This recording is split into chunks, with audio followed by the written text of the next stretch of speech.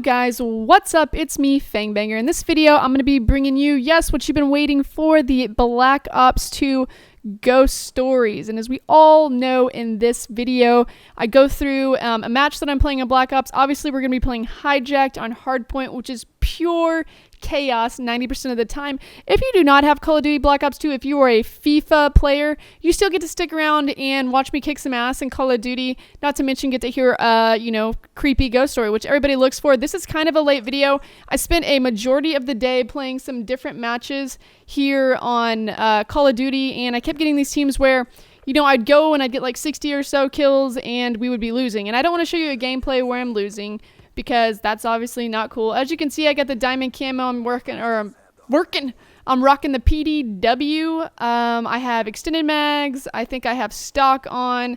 I'm gonna hit up a... Oh, look at that right there. Took that sniper out.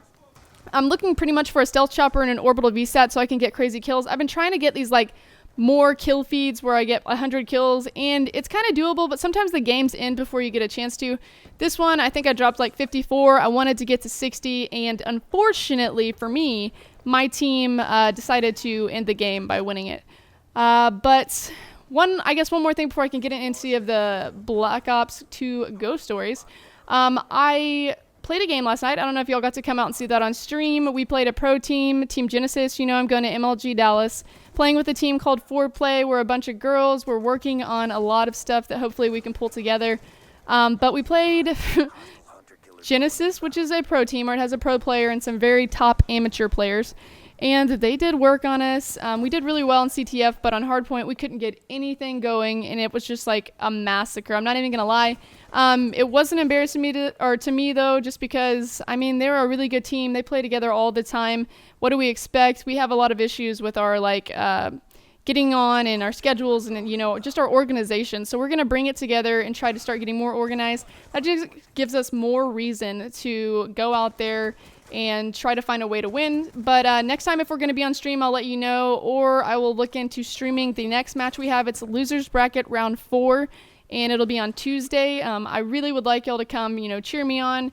We're in a pretty okay bracket. It seems like we might be able to win, so I'm pretty excited about that.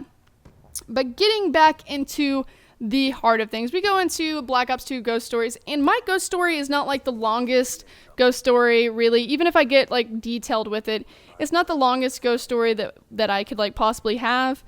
I have a few, whenever I'm debating on what I should do with this series, I have some where I've thought about telling ghost stories of why things are haunted. Obviously I have some friends ghost stories that are obviously gonna make you have chills, that I can do those too.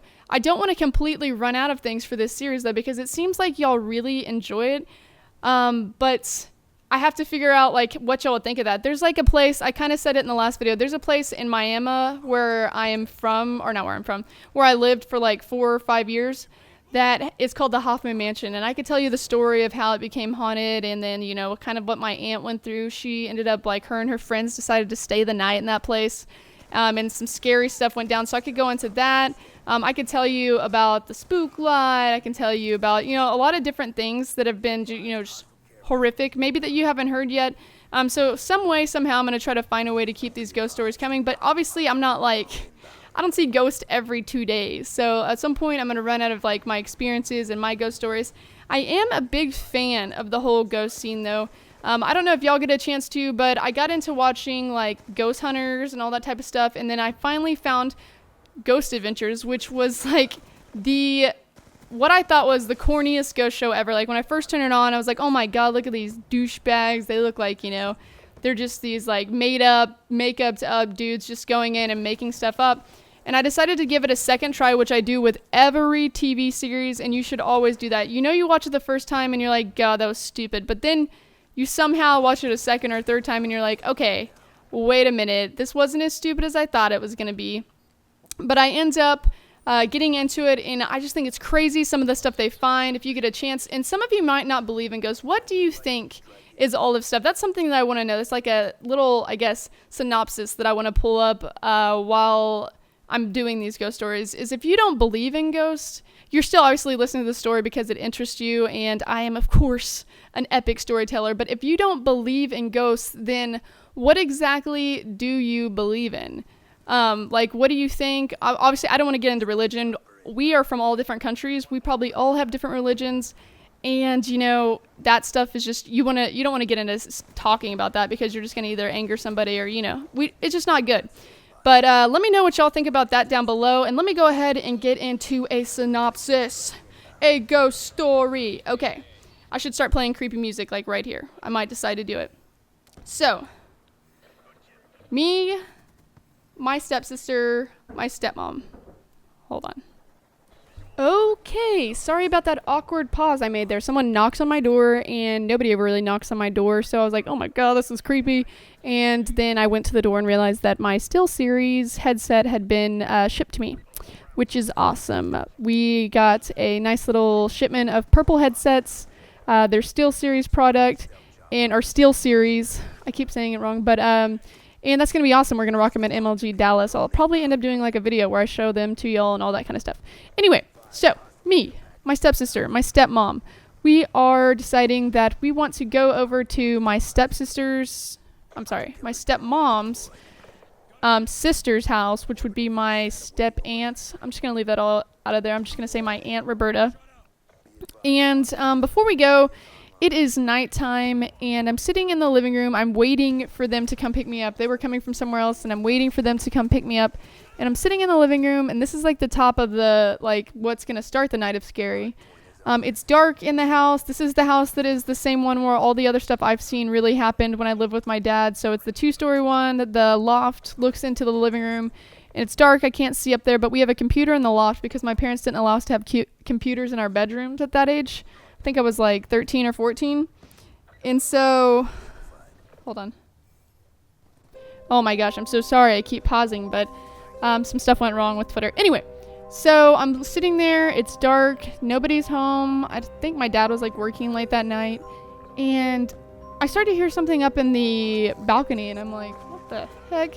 And what it sounds like is like someone's typing on the keyboard in the balcony. And so I'm just like, who was up there? Who would be typing on there? I didn't see any lights coming from up there, so the monitor would have to be on.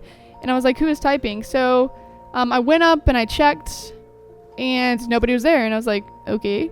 So I went back down and started watching TV again, and I started hearing it again. It was just like, I don't know if y'all can hear me typing on my thing, but it was just like that, where someone's typing in the keyboard again. And so I'm like, oh my god. So I decide I'm gonna go up and look again.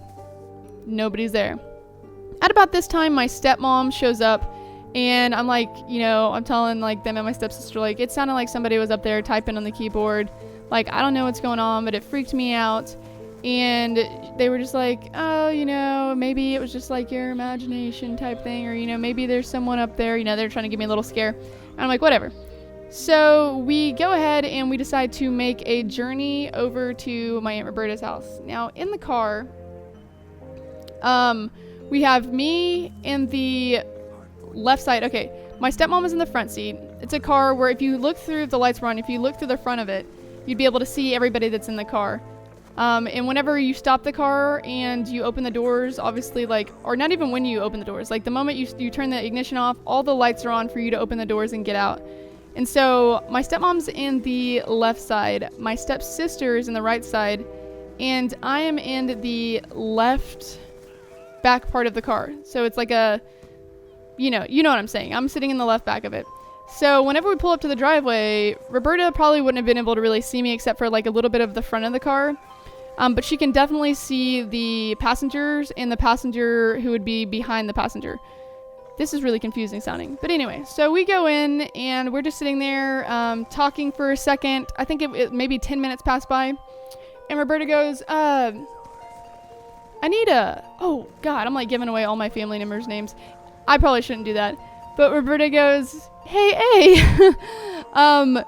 where's Joey? I thought he was in the back seat of the car. I thought I saw him back there. Did he get out and did he like go walk around or something? What is he doing out there? And we were like, Joey's not with us. And she's like, no, I promise. I looked back. He was in the back seat of the car. And we were like, no, it's just us. And so we were like, what the heck's going on? I mean, I was sitting back there. Obviously, I know somebody's sitting beside me. But she swears up and down. Like, we had this, like, shocking moment. And like I said, this is kind of a short story. She swears up and down that he was sitting back there. She saw a person's head leaning on the window in that side of the car. She was expecting him to come in. Nobody was there. It was me, and I was on the left side. I was nowhere near that for her to be able to see me. Not to mention I have long hair. She said it was short hair, that it was a boy.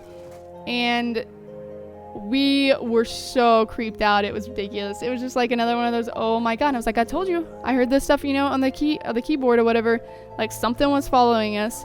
When we moved out of that house, we didn't have very many issues whatsoever. The next 2 houses that we lived in and the one my parents live in now, like I never have felt like it's any type of like haunting. So who knows what went on in that house, but somebody was in that car and it wasn't my cousin Joey, who usually lived with us and came with us. So that's it for this Black Ops 2 ghost stories. I know it was short, but I know it's still freaky as crap because it scared the life out of me. Anyway, thanks for watching. Until next time, get Fang Bang nerds.